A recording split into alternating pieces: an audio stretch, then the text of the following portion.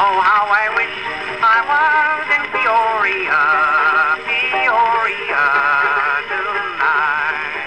Oh, how I miss the mud in Peoria, Peoria tonight.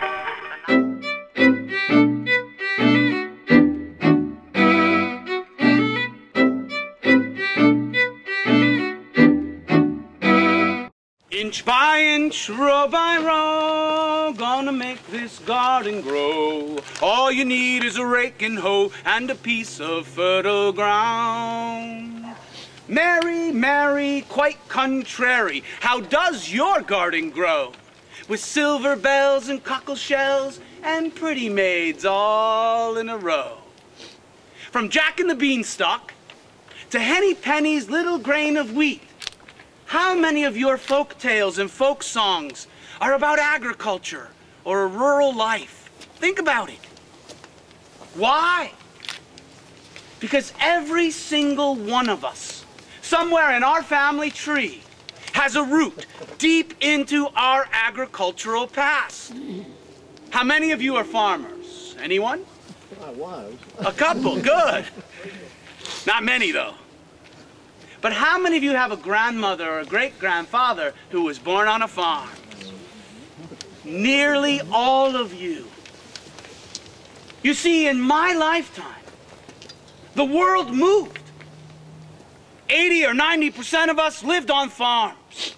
And in one generation, 80 to 90% or more moved to the cities. And originally, the cities were cramped and crowded and hot and unbearable in the summer. But some of our civic leaders very wisely saw the need for open spaces. Meadows for children to play, trees to climb, lagoons to fish, wooded paths to wander. I should know. My name is Oscar Dubuis, and I was Peoria's first superintendent of parks. One of the first landscape architects in America. I was born in Canton Vaud in Switzerland in 1849. My mother's family were farmers. My father was a professor of natural sciences, a specialty of botany, the study of plants. I was born in the city of Geneva. But I love the summers on my grandmother's farm. I went to the Polytechnic Institute where I studied engineering and architecture. I immigrated to America in 1870 and had the great good fortune to meet the grandfather of landscape architecture. Frederick Law Olmsted was my mentor. I worked with him for 4 years. Some say I was his protege. My first real job was in Western Chicago, working for W.L.B. Jenny and Company, where I helped to design and build Humboldt Park, Grant Park, Lincoln Park, and Douglas Park. I hired a young man by the name of Jens Jensen. Some say he was my protege. We were the pioneers of native landscaping, using the native flowers and trees. Think about it. Why would you plant some exotic flower that wilts under the heat of our summers, that will not survive our harsh winters, when we have such glorious oaks and white pine, the catalpa, the redbud? Look at this prairie here behind you. Even with the terrible record-setting drought, it thrives and flourishes.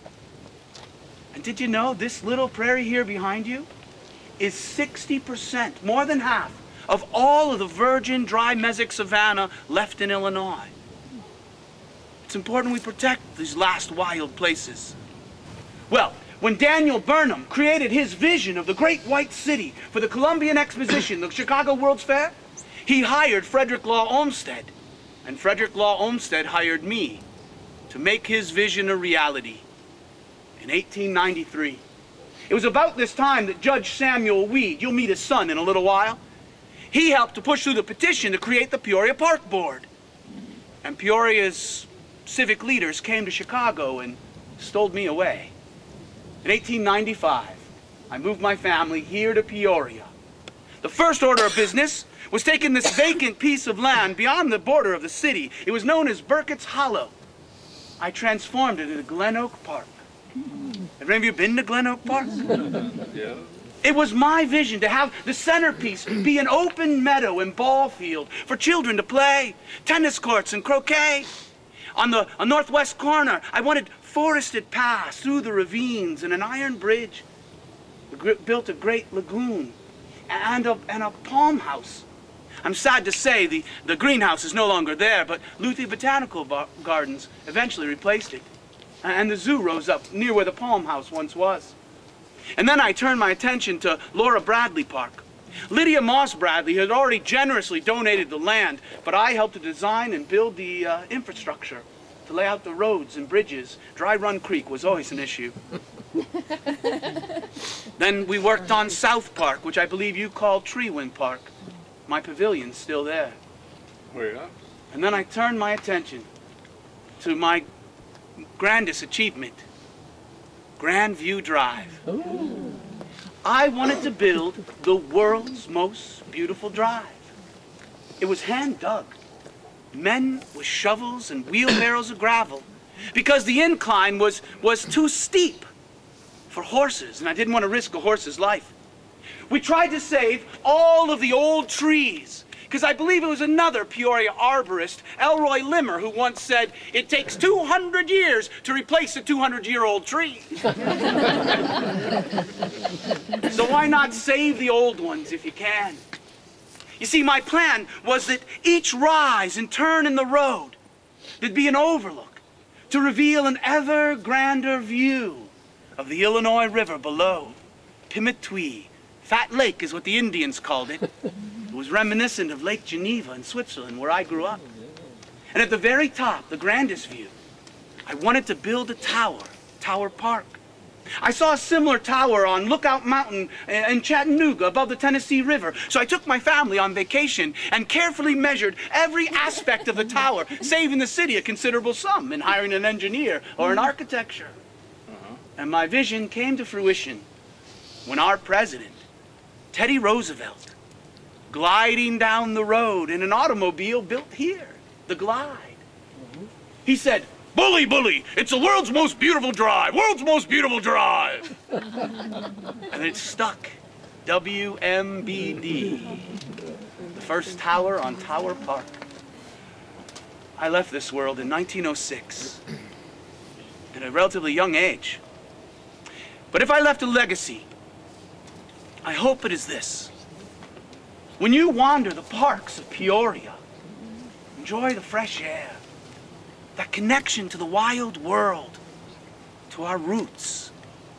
I hope you pause for a moment and give thanks to our founding fathers and mothers who donated the land, to the landscape architects who designed and built these parks, and to the people who still work tirelessly to mow and maintain your parks.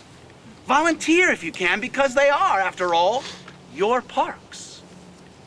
And when you take a shovel to work in your yard, plant native species. How can you not love these ancient oaks that have weathered 200 of our winters and harsh summers? The dogwood and redbud bloom gloriously in the spring and provide seed for the birds in the fall.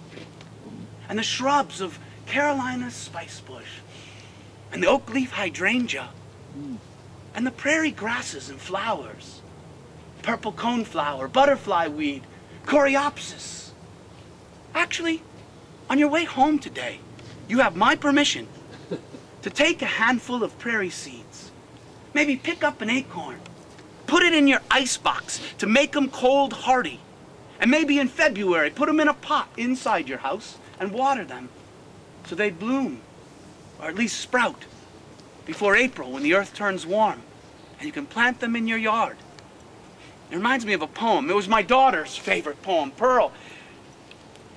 He who plants a tree does such great good for their neighborhood, leaves a legacy from sea to shining sea.